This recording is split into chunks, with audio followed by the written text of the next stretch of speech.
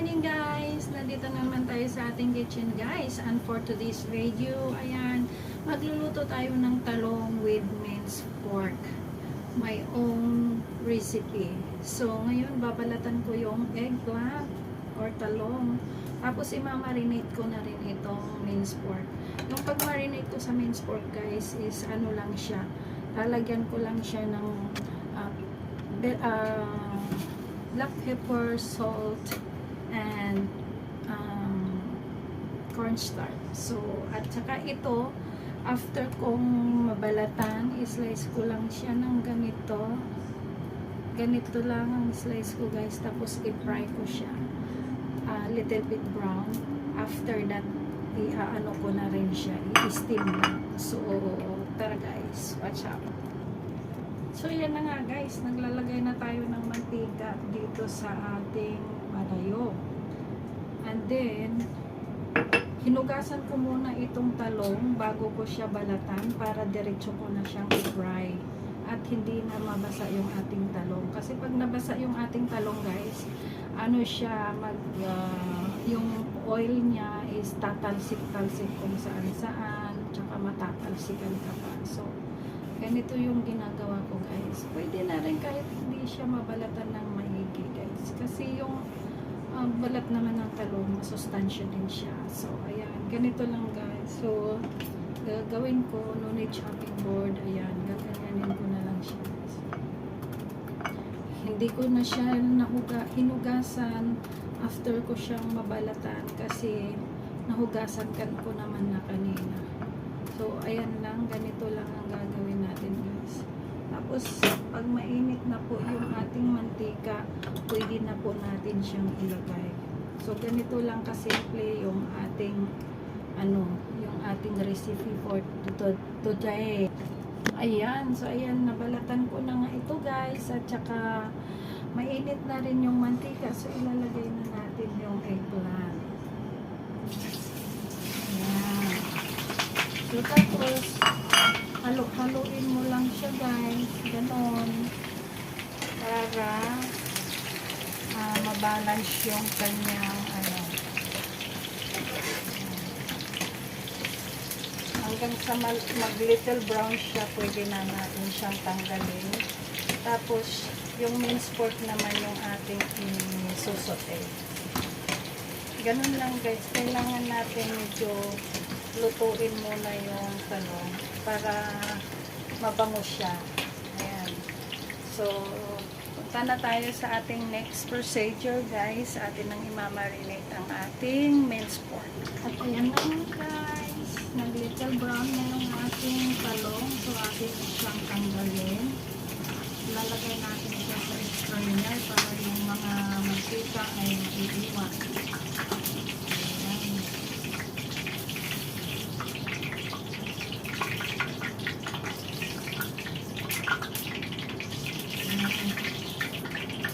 So, atin munang papatayin yung ating apoy habang ating imamarinate yung ating minced pork.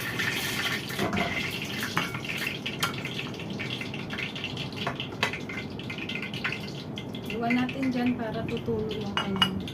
So, ito yung ating minced pork guys. Lalagay na natin dyan. Tapos, lagyan na lang natin ng salt and pepper. Ito yung ground powder salt, pepper, at saka yung ating salt. Ito yung ating salt. Ayan. At saka lagyan natin siya ng cornstarch. Ayan. Tapos i-mix na natin siya guys. Lagyan din natin yung konti ng soya sauce. Pero yung pag-saute nito guys, kailangan lang siya. Kailangan slow fire lang siya. Kasi pag i-high fire mo siya, matigas yung karne. Matigas yung meat. Ayan. Lagyan natin ng konting soya sauce. Konti lang.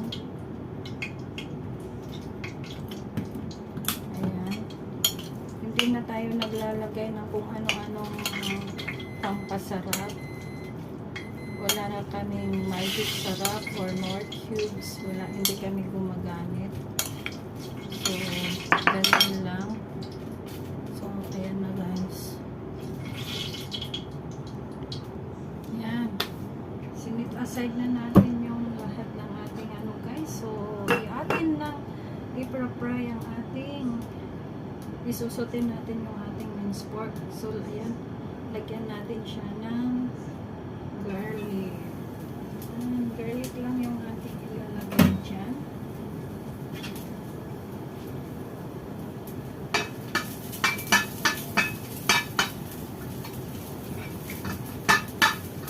Tapos, ilagay na rin natin yung minced pork habang hindi pa gaano mainit yung paryok.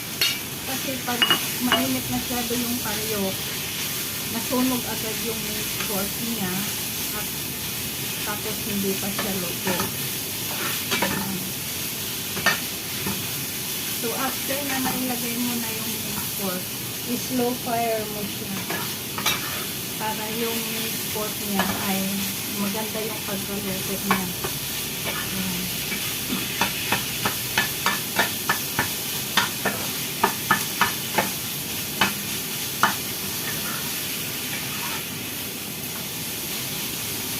Tapos mag-ano na rin tayo ng konting oyster sauce. I-mix natin sa corn flour. Konting corn flour. Corn flour tayo. Kunti lang. Tapos haluan natin ng oyster sauce. Ito yung pinakatimpla niya guys. Oyster sauce mga isang kutsara. Okay na. Ayan. Ayan na siya.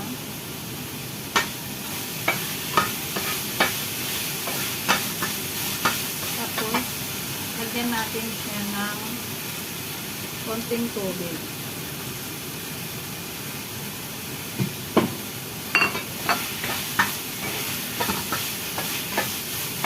Habang niluluto natin ang ating minced pork.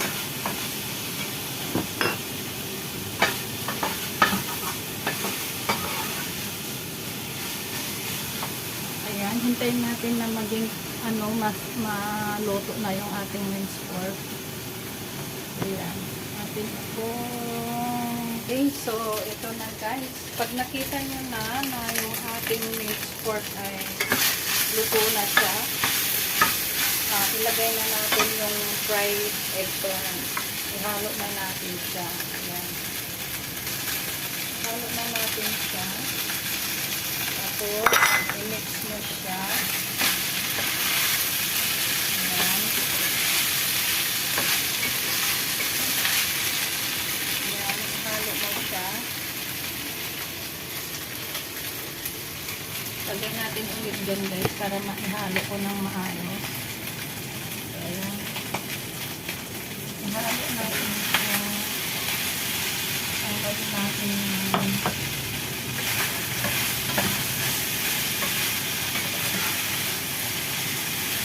malalaman nyo naman guys na luto na yung eggplant, luto na rin yung so ganyan. So ilagay na natin guys ang oyster sauce na hinalo natin sa cornstarch with water. So ihalo natin.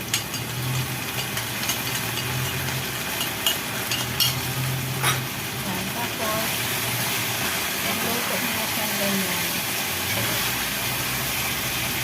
Hanggang sa maluto yung hanggang sa mag-sticky yung nilagay kong corn flour at saka oyster sauce. Ayan. So, luto na siya guys. Masarap na siyang kainin.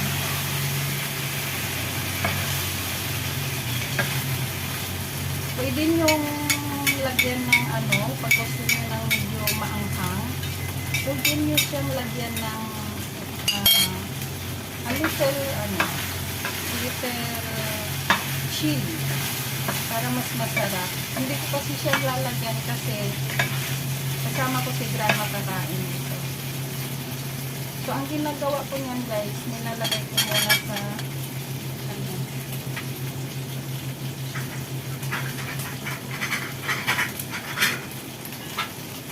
ayan. Ilalagay ko muna siya sa strainer para yung mga excess ng mantika ay matatanggal. Ayaw ko kasi na masyadong mantika. Kasi tingnan ayan. Yung mantika niya matatanggal. Kaya tingnan nyo guys. So, diba? Ang ganda niya.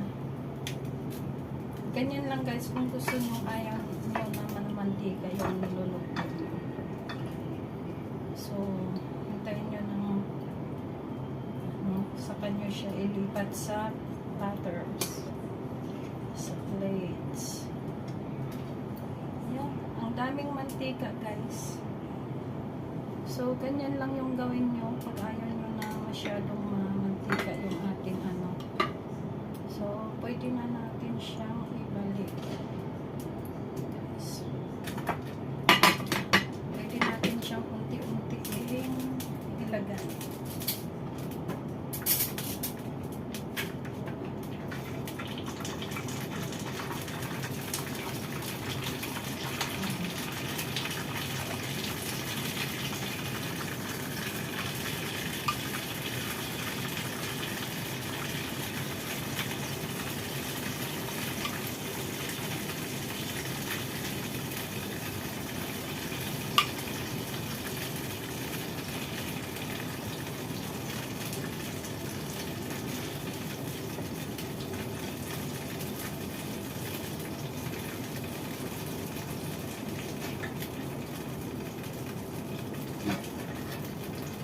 Ito na yung ating recipe for today.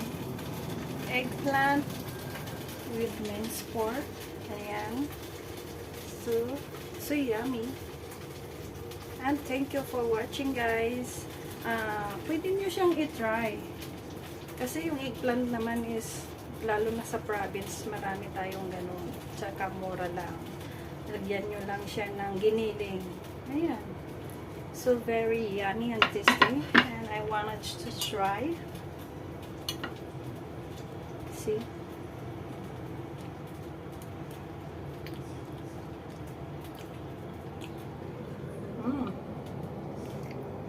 Sarap.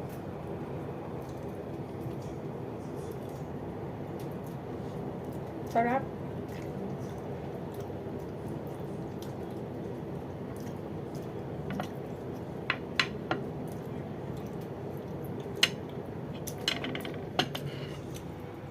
Thank you for watching. Bye-bye. God bless.